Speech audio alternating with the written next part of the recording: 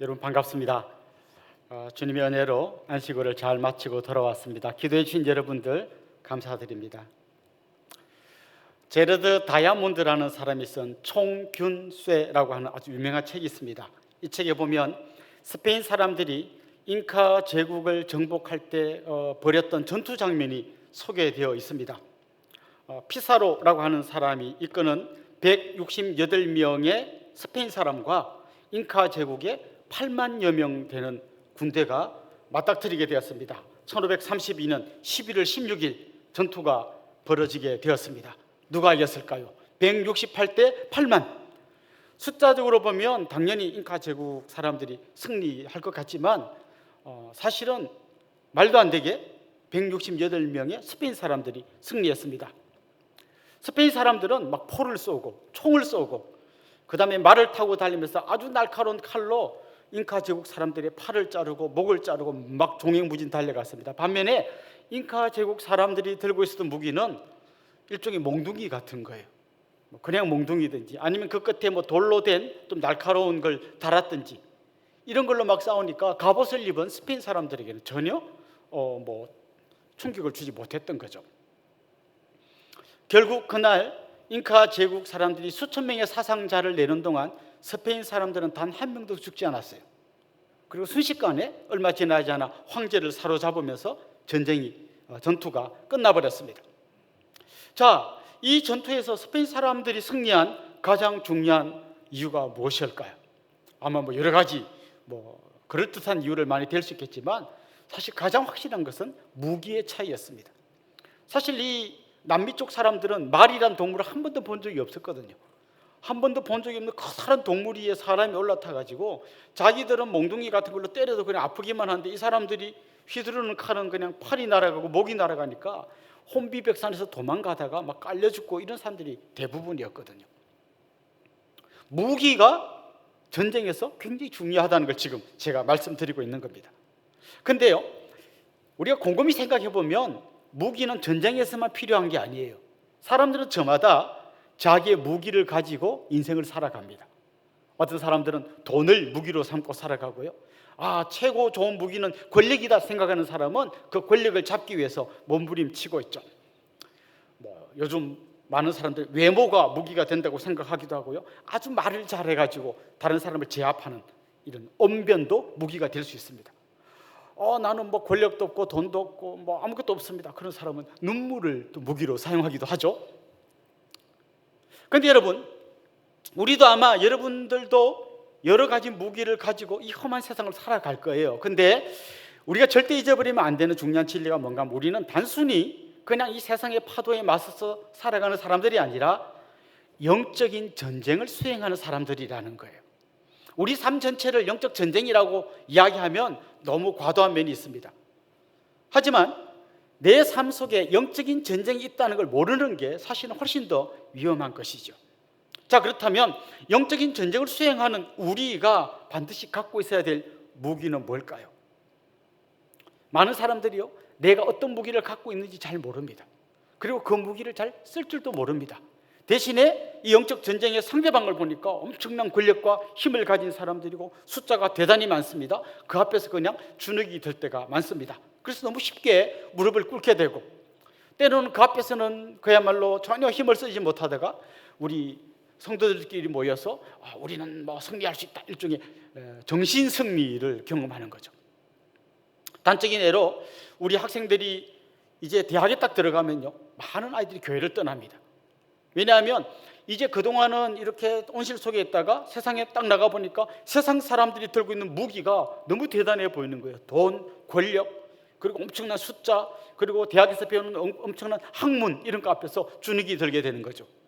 그리고 그냥 너무 쉽게 무릎을 꿇어버리는 것입니다. 그런데 오늘 우리가 읽은 이 본문에 보면 우리 성도들에게 하나님이 허락하신 너무나 소중한 무기가 있다는 것을 알려줍니다. 그리고 그 무기가 엄청나게 강력하다는 것을 알려주고 있습니다. 저는 오늘 여러분이 이 말씀을 들으면서 그 무기가 뭔지를 알 뿐만 아니라 그 무기를 자기의 것으로 가지고 가서 정말 이 영적 전쟁에서 진정한 승리자가 되는 그런 여러분들이 될 수 있기를 주님의 이름으로 축원합니다. 오늘 본문에 보면 바울은 영적 전쟁의 한복판에 서 있습니다. 사실 오늘 본문을 기록하기 전에 이미 바울은 수없는 영적인 전쟁을 경험했습니다. 그리고 승리했습니다. 그야말로 그는 백전노장이지요. 때로는 로마 사람들에 의해서 감옥에 갇혀서 힘들게 그 감옥에 들어가기도 했고요. 때로는 유대인들이 던진 돌에 맞아서 죽을 뻔하기도 했고요. 그 수없는 고통과 또 고난, 그리고 또 그리스 철학을 공부한 사람들과의 이런 논쟁, 그리고 뭐 어떨 때는 막 군중들이 모여서 막 바울을 타도하자고 외치는 그 소리 가운데서 그는 절대 무릎 꿇지 않고 승리했던 놀라운 경험이 있는 사람입니다. 그런데 오늘 본문에 보면, 오늘 본문에서 그가 경험하는 영적인 전쟁은 좀 특별한 겁니다. 그를 공격하는 사람들이 로마의 관리들이나 유대인들이 아니라 교회 안에 있는 사람들이었습니다. 교회 안에 들어온 거짓 교사들이 바울을 공격했습니다. 바울만 공격한 게 아니라 바울이 전한 복음을 뒤집어 엎으려고 했습니다. 바울이 전한 복음 말고 가짜 복음을 교회에 퍼뜨리려고 했습니다. 그러기 위해서는 먼저 이 복음을 전한 바울을 형편없는 사람으로 만들어야 형편없는 사람이 전한 복음, 가짜, 이렇게 이제 이야기를 이어갈 수 있는 거죠. 그래서 그들은 바울을 집중적으로 공격했습니다. 이렇게 들여다보면요, 그들의 공격이 너무 유치하고 치졸한 것들이에요. 막 바울을 막 공격하는 이런 거죠. 바울은 외모가 너무 시원치 않다. 아마 전도 여행을 다니면서 막 맨날 매 맞고 감옥에 갇히고 뭐 이러느라고 아마 막 좀 피골이 상접했겠죠. 그러니까 외모가 시원치 않다, 이런 공격도 했어요. 그런가 하면 바울의 말이 좀 시원치 않다, 말을 잘 못한다. 이건 바울이 뭐 안녕하세요 이런 말을 못한다는 말이 아니라 바울이 복음 전하는 그 내용을 이야기하면서 요즘식으로 말하면 설교를 못한다는 거죠. 설교를 못한다는 거죠. 제가 이 말씀을 준비하면서 만약 누가 저보고 외모를 막 이렇게 조롱하면 좀 기분이 나쁠 거는 같아요. 뭐 기분이 좋진 않을 것 같아요. 그렇지만 막 그것 때문에 내가 막 잠 못 자고 그러지는 않을 것 같아요. 왜냐하면 제가 그렇게 대단한 외모는 아니잖아요. 그러니까 내가 받아들일 수 있을 것 같아요. 그렇지만 만약 누가 제 설교를 가지고 막 계속 폄하한다면 굉장히 마음이 힘들 것 같다는 생각이 들어요. 지금 바울을 향해서는 외모, 그의 설교가 형편없다고 이야기합니다.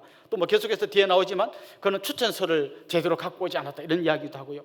우리들 앞에서는 말도 못하고 쭉도 못 펴고 있다가 뒤에 가서는 막 편지는 엄청 세게 쓰네. 이 사람은 이중인격자 아니야? 이런 공격도 했습니다. 수많은 공격을 하고 있고요. 수많은 사람들이 공격하고 있고 많은 성도들이 그 잘못된 거짓 교사들의 말에 귀를 기울이면서 막 이렇게 따라가려고 합니다. 바울은 굉장히 외롭게 영적인 전쟁을 벌이고 있는 것처럼 보입니다. 만약 우리가 어떤 책으로 이 이야기로 된 이 이야기를 막 읽는다면 아마 이 지점에 와서 여러분은 굉장히 마음이 조마조마할 거예요. 바울 이러다가 자기를 둘러싼 저 사람들에게 어떻게 되는 거 아니야? 조마조마할 거예요. 그때 바울이 독자들을 향해서 뒤를 싹 돌아보면서 조용히 이야기했습니다. 여러분 너무 걱정하지 마세요. 저에게는 비장의 무기가 있습니다. 이렇게 이야기하는 거죠. 이제 우리 독자들은 궁금해집니다. 과연 바울이 이야기하는 그 비장의 무기가 뭘까? 이렇게 이제 궁금해지는 거죠. 충분히 우리가 예상되는 그의 무기가 있습니다. 그는 가말리엘이라고 하는 그 당시 최고의 학자에 의해서 공부를 한 아주 뛰어난 학문을 가진 사람입니다. 뿐만 아니라 그는 로마 시민권을 갖고 있었습니다.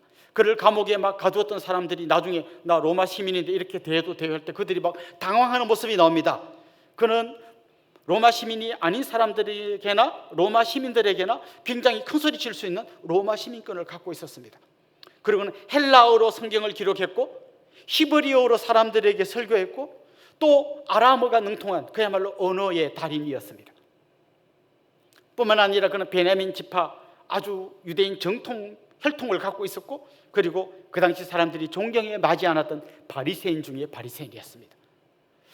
이 수많은 우리가 생각할 때 바울이 꺼낼 수 있는 수많은 무기가 있다는 걸 알기에 과연 우리에게 기성말로 여러분 너무 걱정하십시오. 저에게는 특별한 무기가 있어요. 그게 뭘까? 뭘 꺼낼까? 궁금해할 때 그가 오늘 본문 4절 5절에서 그 무기를 소개합니다. 한번 보시죠.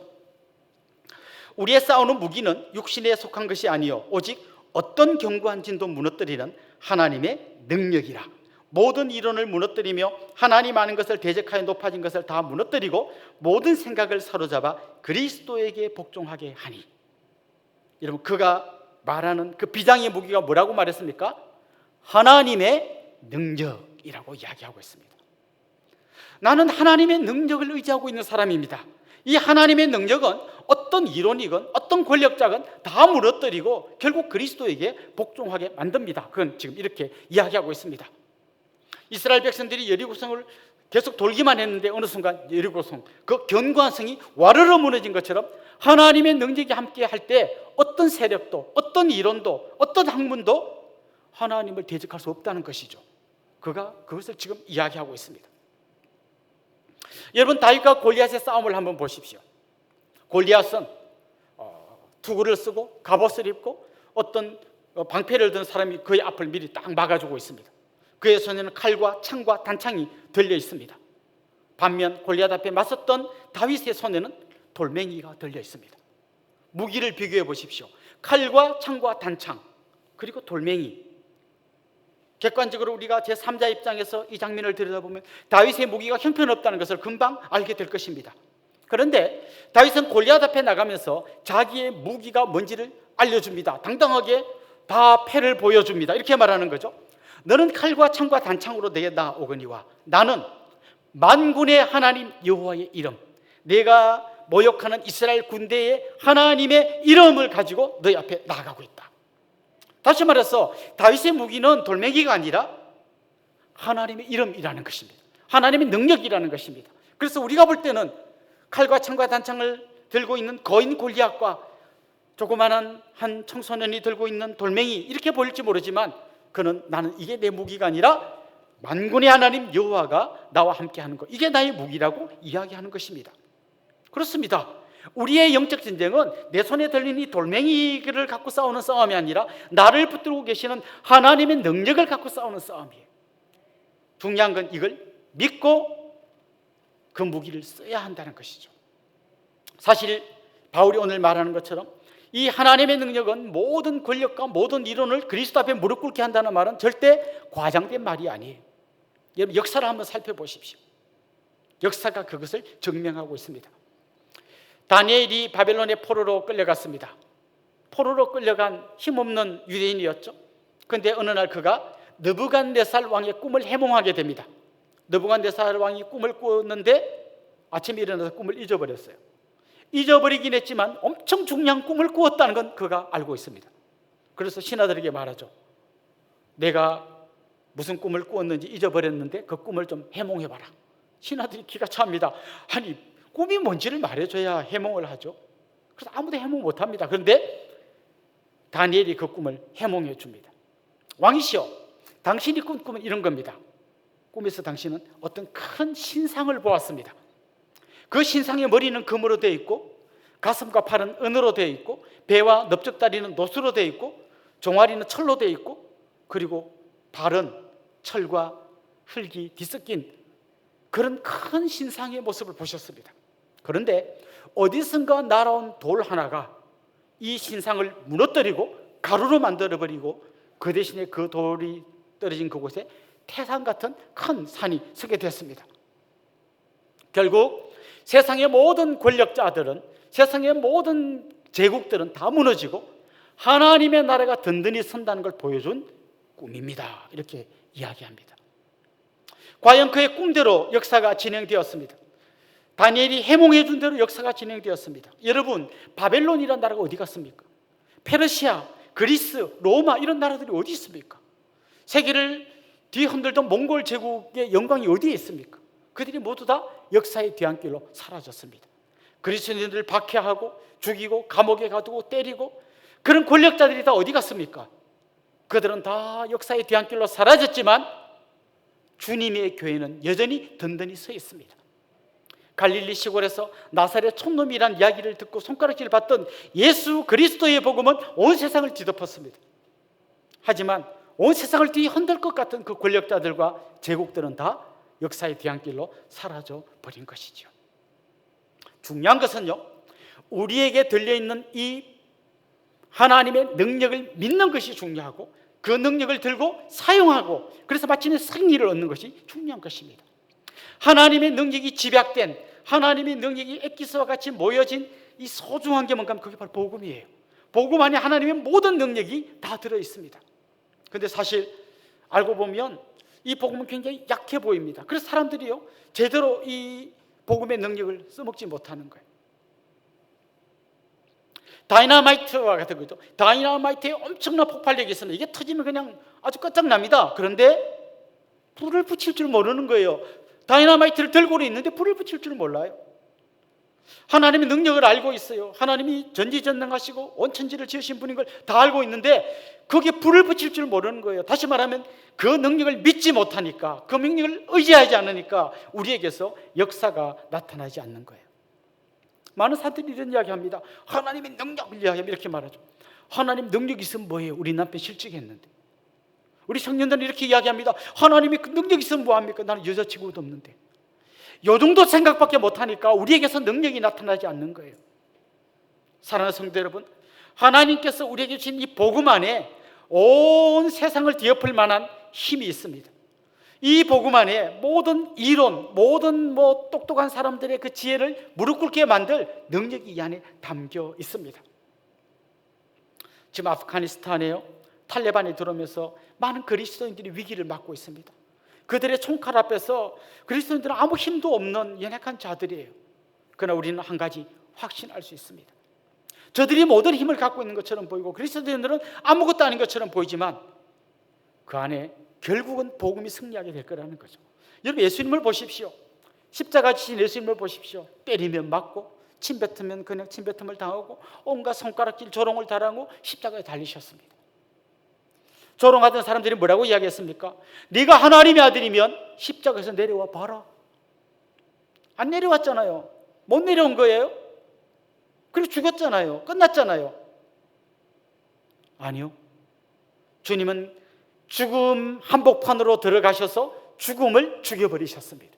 죽음을 끝장내버리셨습니다. 사탄의 머리를 밟아버리셨습니다. 그리고 마침내 가장 연약해 보여서 십자가에 죽는 것 같지만 죽음과 사탄의 권세를 끝장내고 완전한 승리를 얻으셨고 그 승리를 우리에게 나누어 주셨습니다. 이게 복음의 능력입니다. 그래서 우리는 이 복음의 능력을 소유하고 이 복음의 능력을 믿고 의지하고 이 복음의 능력을 사용할 줄 아는 사람은요, 세상 사람들이 가진 무기를 두려워하지 않습니다. 그들의 돈, 권력, 그들이 내세우는 그런 것들, 지식, 지혜 이런 것들에 흔들리지 않습니다. 그리고 그들이 사용하는 무기를 따라 사용할 그런 유혹도 받지 않습니다. 자, 보십시오. 지금 바울의 대적들이 계속해서 온갖 나쁜 말로, 거짓말로 바울을 폄하하고 조롱하고 그를 막 밟아 누르고 있습니다. 근데 바울은 그들에게 어떤 반응을 보입니까? 우리 1절 한번 봅시다. 이렇게 말합니다.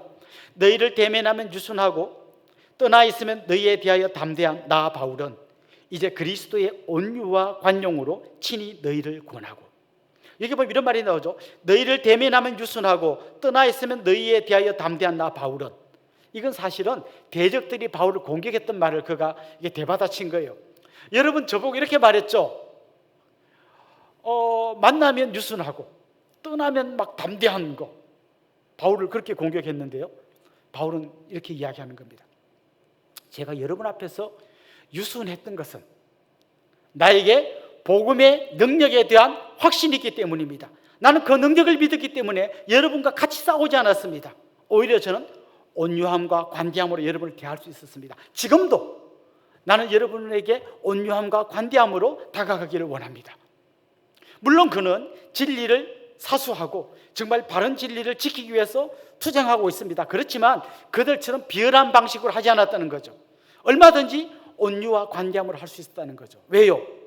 그에게는 진짜 무기가 따로 있었기 때문입니다. 며칠 전에 한 유튜버가 자기의 부끄러운 고백을 하고 더 이상 유튜브 활동을 안 하겠습니다, 이렇게 선언한 뉴스를 봤어요. 이렇게 말하더라고요. 내가 괴물을 잡기 위해서 유튜버가 되었는데 어느 순간 내가 괴물이 되어버렸습니다. 저 이제 유튜브 안 합니다, 이런 이야기를 봤어요. 많은 사람들이요, 그냥 불의와 싸우려고 맞섰다가 자기도 똑같은 행동을 하게 되는 안타까운 경우를 봅니다. 그러나 여러분, 진리의 승리는 그런 데서 오는 게 아닙니다. 그들이 나쁜 짓 하면 나는 2배로 더 나쁜 짓 해서 그들을 이기는 게 아닙니다. 우리는 얼마든지 온유와 관용함으로 승리할 수 있습니다. 왜냐하면 우리들의 무기는 저들이 갖고 있는 그런 무기와 완전히 다른 복음의 능력이기 때문에 그렇습니다. 십자가에 달리면서 죽으면서도 승리를 얻어내셨던 그 주님처럼 끊임없이 성도들은 매맞고 조롱당하고 짓밟히고 심지어 죽임을 당하지만 주님의 몸된 교회는 더욱 든든히 서고 복음의 능력은 더욱더 확산되게 될 줄로 믿습니다. 특별히 바울은 지금 그들과 논쟁을 하면서 나는 당신들하고 비교해서 내가 더 낫다는 걸 이야기하고 싶지 않습니다. 이런 얘기를 해요. 그러면서 나는 당신들보다 내가 좀 더 낫다고 막 비교해서 키를 재봤는데 내가 좀 더 낫다 이런 얘기를 하고 싶지 않고 나는 하나님께 인정받고 싶습니다. 이게 그의 복음의 능력을 믿는 그의 삶의 태도였어요. 여러분 가끔씩 아마 뭐 드라마 같은 데 보면 부부 싸움하는 걸 가만히 보십시오. 주로 뭘 갖고 싸웁니까? 누가 더 잘했냐 이거 갖고 싸웁니다. 여러분도 뭐 대부분 안 해보셨겠지만 그래도 부부싸움 혹시 해보신 분 계십니까? 주로 이런 거 갖고 싸우지 않습니까? 누가 더 잘했고 누가 잘못했냐. 근데 100대 빵 이렇게 잘하고 잘못하지는 않았어요. 나도 좀 잘못한 건 맞아. 내가 2를 잘못했다면 당신은 8을 잘못했잖아. 무슨 소리야. 내가 당신이 6을 잘못하고 나는 4를 잘못했지. 뭐 이런 걸로 싸웁니다. 근데 그때 여러분 정신을 번쩍 차리셔야 돼요. 우리는 지금 내 앞에 있는 이 사람보다 내가 좀 더 낫다는 걸 증명하려고 애쓸 것이 아니라 하나님 앞에 인정받으려고 그 하나님 앞에 서야 돼요. 하나님 앞에 딱 서보면요, 내가 얼마나 초라한 죄인인지를 알게 돼요. 만약 부부가 다 정신 차리고 하나님 앞에 서서 자기의 죄인됨을 깨닫게 되는 순간 부부 싸움은 끝나고 이 부부를 갈라놓으려고 했던 사탄과의 영적인 전쟁에서 여러분이 승리한 것을 깨닫게 될 것입니다. 바로 이거예요.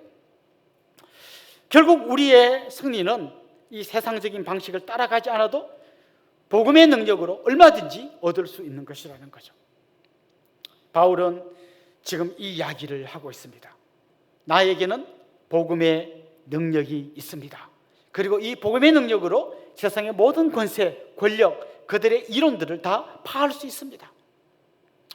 이 능력을 내가 소유하고 있기 때문에 나는 그들이 사용하는 치졸한 방법을 쓰지 않아도 됩니다. 나는 당당하게 온유와 관용으로 나아갈 수 있습니다. 하나님 한 분만의 인정을 받기만 하면 저는 됩니다. 이렇게 나아갈 수 있는 거예요.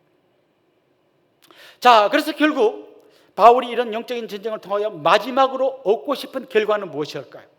8절을 한번 봅시다. 이렇게 이야기합니다. 주께서 주신 권세는 너희를 무너뜨리려고 하신 것이 아니요 세우려고 하신 것이니 내가 이에 대하여 지나치게 자랑하여도 부끄럽지 아니하리라. 무슨 말입니까? 결국 그는 이 영적인 전쟁을 통해서 저 악한 무리들을 다 밟아버리고 승리하는, 그들에 대해서 자기가 이기는 게 최종 목표가 아니라는 거예요. 그의 최종 목표는 교회를 세우는 거예요. 많은 교회들이요, 서로 막 잘했다고 싸우다가 결국 성자는 없고 다 패자가 되고 교회가 무너지는 경우를 많이 봅니다. 그런데 오늘 우리에게 필요한 지혜는 무엇입니까? 어떤 영적인 전쟁도 마지막 목표는 공동체를 세우는 거예요. 혹시 여러분 가정에서 어떤 영적인 전쟁이 일어났습니까? 그때 내가 누구를 이기고 짓밟는 게 우리의 목표가 아니라는 거예요. 가정을 세우는 게 우리의 목표여야 한다는 거예요.